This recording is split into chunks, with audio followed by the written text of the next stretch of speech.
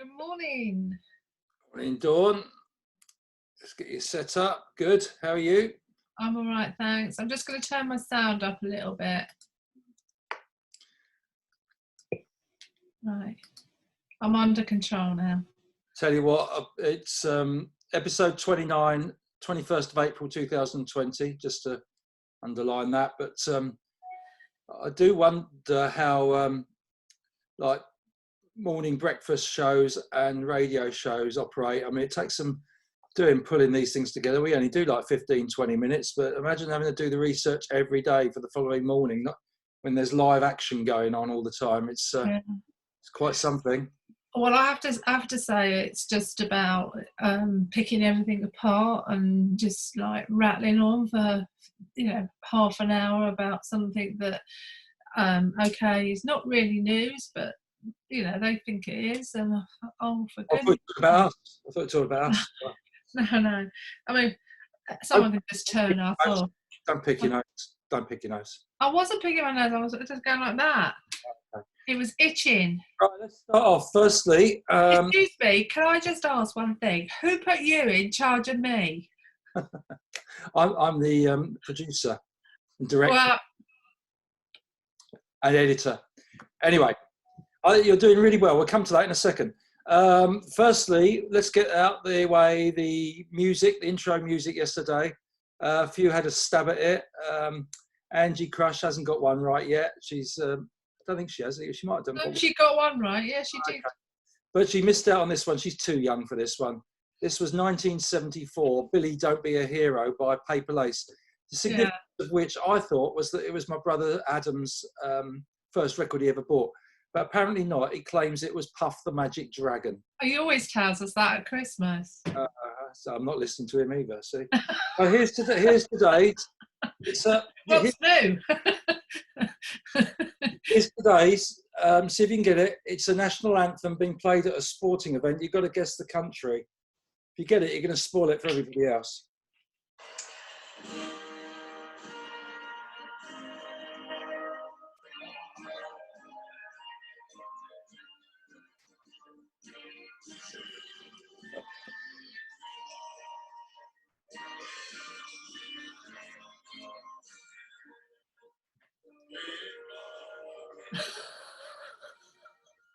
Have you got a lot of Russians singing on it?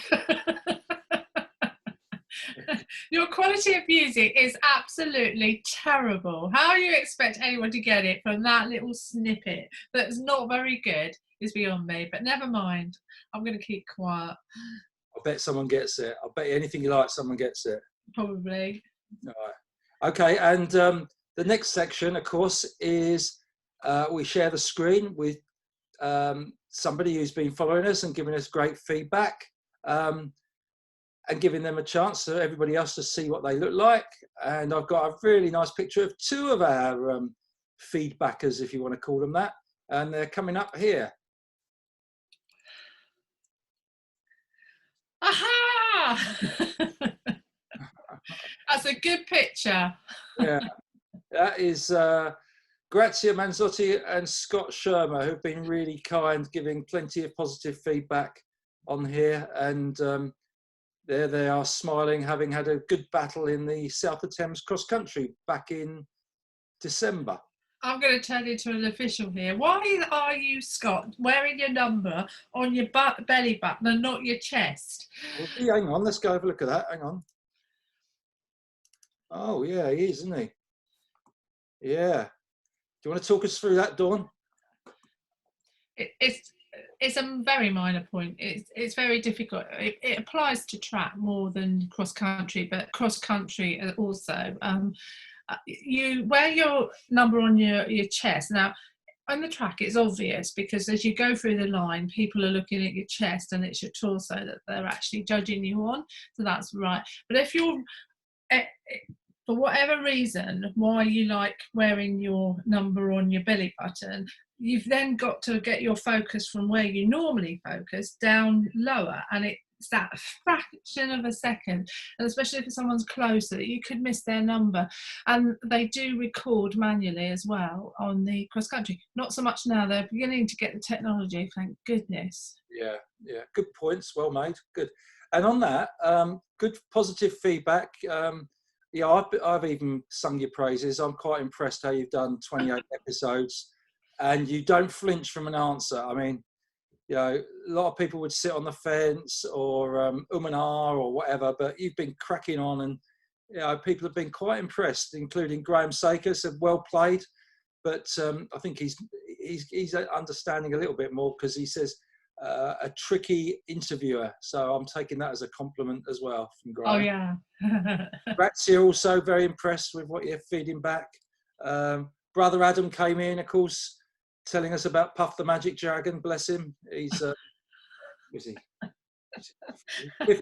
56 years old. Let's not go there. Let's not describe what he is, please. Hubert from Canada, really impressed by the quick answers. He also told me about how the athletics results, you were just talking about athletics results, all athletics results in Canada are supplied with an age grading against the world record for the event. So you can see whether you're drifting as you get older or you're maintaining the same level. Right, age. I'm not quite sure about that, because park runs do it, which I can understand. They have an age grading, but do it for everything. Any quick view on that? Be very quick. I think it's a good idea. Certainly, if you're sort of like, as you go through the ages, etc. I think it'd probably be more prevalent once you get through to sort of like seniors, maybe masters or something like that. That would be quite nice, because they like that sort of feedback. But for youngsters, I think it could sort of like go the other way, where they're sort of like chasing times constantly, and I'm not sure, perhaps over racing, and I'm not sure that would be a good thing for, say, like an under 13, under 50. I'm in sort of like a ballpark there. I'm going to be undecisive here. I think it would be good for some things, but not necessarily for everything. Yeah, very good. I've got some strong views on this. One is, I don't see why age is the only thing they should. I reckon at one stage I would have been perhaps the heaviest runner, finishing in the top 10 of a Kent Cross Country League, and got no credit whatsoever. Where are you going with this? Where are you going with this? I'm the like chubby little runner. No, I'm not saying I was chubby. I was just saying I was heavy bones. I was big compared to others, and that's a disadvantage sometimes. And I really think they should have a weight grade. That would be much more interesting than age. Oh, they can be too complicated. It'd take forever to get results out of those looks. So you've got to put your weight on. People are going to not tell the truth. You're going to have scales at the end of the race. That's true, yeah. I will say, the very few local road races I get to go to, and you get this endless stream of veterans going up. I'm going to get into trouble for this, but never mind. The top three and the over 55 men, the over 65 women, and it goes on until you might as well give a prize for you haven't died yet. That's the that's what it's like. And I think this is very controversial. Don't forget that it's more difficult as you get older to sort of like get motivated and run and sort of like go for it. So perhaps that's one. But I do agree with you. Like I've been to meetings where like there are two runners. Well, they're obvious. One's going to get the gold, one's going to get the silver. So what's the point of that? It's and you're sort of like, you're not saying it, but you're thinking it, and you're not trying to be rude or disrespectful. It's just the fact that why aren't there more people out there doing this race? Why aren't there more, why not make it a bit more competitive? And it is very difficult. And I think that's why the vets find it sort of like good to get a medal or a cup or be recognised, because that's what you want if you've made an effort. Recognise them. I just think sometimes the people in their 20s are almost it's tougher for them to perform. Oh God, yeah, I agree. I think that under 17s, under 20s, you need to sort of like think about it. I'm not sure what the answer is, because there's lots of life pressures that come into play at those age groups, and you can understand. But I'm a great believer that if you need a release, exercise, I go for a walk the dog, etc. going for a run is a great release, and you come back refreshed to do exams and things like that. Right, on that, good segue into my next piece, which is feedback from Barry Royden. Aha! Now, what do you know Barry as, most of all? A very good runner, cross-country runner. That's when I first saw him, and he was very good. And made way most he coaches now. A lovely guy, always says hello, comes up and has a chat. So, I mean, he knows both of us. So, in that respect, He was president of Kent Athletics at one stage. Oh, and he was president of Kent Athletics as well. When you talk about heroes, and the other day, and I said Steve over, maybe if I really thought about it, in Kent, Barry would be one of many. Well, not many heroes. Many people would see him as a hero. I mean, his trophies at home, I don't know where he puts them all over the years. I mean, he won I think at least 8 Kent County cross-country titles, represented Great Britain and England, and I think I beat him when he was about 18 and I was 21, but then after that, for the next 10 years, I never saw him in a race. He was miles ahead. So, but he was asking me why I stopped running. Would you like to answer that for me? No, you answer it. It was there is an element of me involved, because I didn't want to be pushing you in a wheelchair at 75. So, I mean, there was self-preservation involved as well. But I mean, you knew after 3 knee operations that you shouldn't be running, and that, in a sense, is not because you've overtrained or anything like that. It's the conditions, the shoes weren't as good, etc. And I just think it's part and parcel of how you train. And my weight, I was heavy for a runner, you see, so that contributed to. Well, you could have done something about that. You could have gone on a diet or 2. Sort of bone structure and stuff. I'm joking. You get very sensitive, don't you? Anyway, yeah, it was a knee operation called an osteotomy that finished me off, where I was told I needed a knee replacement eventually, too early, if I continue to run. And I haven't run, and I've had to deal with that. I do really miss it on occasions, but it's one of those things, isn't it? Well, you used to go out religiously every day. I don't think you had a day off. I mean, in a sense, it was in your blood. It was something you did from a very young age, and it's difficult for you to understand. His next question was, have I always been with Tunbridge? Yes, I have, since January 1975. Don't think I've ever considered going elsewhere. Somebody would have to really upset me to move on now. But I've always been Tunbridge. And did I have a coach? Well, I did. Brian Mitchell, who was at Judd's School and Tunbridge Athletic Club when I was about 18, 20, something like that. He used to give a lot of good advice. Sadly, no longer with us, of course. And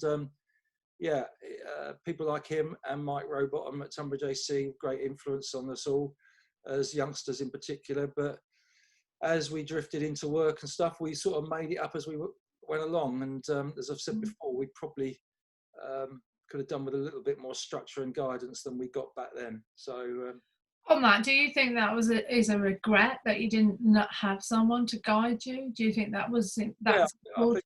I think we could have done a lot better, yeah. But anyway, that's not a subject for today. We mentioned it the other day. Mm-hmm. So now we're going to try. We have to speed up now because we've probably used up quite a few minutes. But the section, I thought, this is Tuesday, the 21st of April, and Tuesday the 17th of March was when we started to see real sort of lockdown, where club gatherings stopped and things like that. Schools were still in school for 2 or 3 more days, but 17th of March was when it really started, which is 5 weeks today. So what are your big takeaway points from the last 5 weeks in terms of the worst aspects, best aspects, your best memory, hopes for the future, overall summary? I mean, a lot there. What would you? I know this sounds crazy, but I do miss not going down to the club, meeting the children, etc. It might only be a couple of hours out of your life, etc. But it's the sort of like discipline. It's something that you do. week in, week out. So, and I probably haven't had too many breaks from it. So this actually sort of like highlights that I do, even though I might be tired and I've, you know, had a busy day or something like that. I might, you know, like in the winter, I find it. It gets to 4 o'clock and I think it's cold out there. I don't want to go out there. But as soon as I get out, I'm absolutely fine, and I do enjoy it. I do love it, etc. In the sense that I can contribute a little bit to, you know, children's development from the club's point of view. So, but as for lockdown, I mean, I just think, okay, it's inconvenient. It's not necessarily what you want to do. You miss your family. God, I didn't realise how much I see them, and I do miss them. So you sort of like think it's not where you want to be, and that's difficult. Because, like, for instance, if my dad had an operation, I'd have gone every single day to see if he was all right, and I haven't been able to do that. So I find that quite difficult. Don't upset yourself. Let's go on to the positives quickly then. What's the positives? Come on, what's the big positives there? Well, I suppose because you've got more time more time to reflect. So you wonder, could I do it a different way? Perhaps I'm not doing it in a probably the most efficient way. Maybe I could, you know, like in the winter's the difficult bit. The summer you can mix it up, and there's lots of things that you can do. So maybe I will look at it and sort of like have a plan to sort of like maybe a little bit more adventurous in what we do, etc. I've got help, so I mean I could split the groups up, not necessarily girls and boys, but sort of like, you know, perhaps a little bit on, you know, the faster ones and maybe concentrate on the slower ones. I don't really know. I really haven't thought about it, but I think that's a good thing to come out of it, that you're reflecting and sort of like checking that you might be doing the right things. Good. Well, I would say one of the great things I've learned, and probably a better chance, is how many nice people are out there, how many thoughtful people. You know, I think we don't notice that in the normal great scheme of things, and that's really come out and accentuated that huge number of people get in touch or just keep an eye on each other and do things, you know. So I think that's one of the awareness of others is certainly accentuated at times like this, which is brilliant. Oh, I've always felt that there's good people out there as well as bad. So I mean, I'm quite lucky because when I walk Oscar, I meet lots of nice people because they're, you know, because they're interested in Oscar, etc. They're going to be nice people, aren't they? Anyone who's got an animal who loves animals is going to be a kind person, or 90% of them are. I mean, there are some horrific stories about, you know, how animals are kept, etc. But I mean, I think that's a good point. I mean, I agree with you that people are, but I don't understand why they're not like that all the time. If you understand what I mean, you know, it doesn't take much to, you know, I rang up Ray Clark to see if he was all right. I had a long chat, about half an hour with his wife, etc. Make sure they were all right, etc. But I do that periodically anyway. So, you know, it's not. This morning on the telly, there was an old boy. He'd been married for 71 years. His wife had passed away, and he's in a care home. And the carers, he got a photograph he always looked at by his bedside table, but they got him a pillow with a photo on so he could have a cuddle. Oh, bless them. And I thought that was really nice. And yeah. It was quite touching. Would you like a pillow with my photograph on when I've gone? No, I've got the real you. I don't No, when I've gone. Well, you're not planning on going yet, are you? No. So that's really good. Well done, and congratulations on making 29 episodes, 5 weeks without walking off set. I'm amazed at that, and you've risen to the challenge fantastically so far. So keep up the good work. Okay, see you later then. Bye. Bye.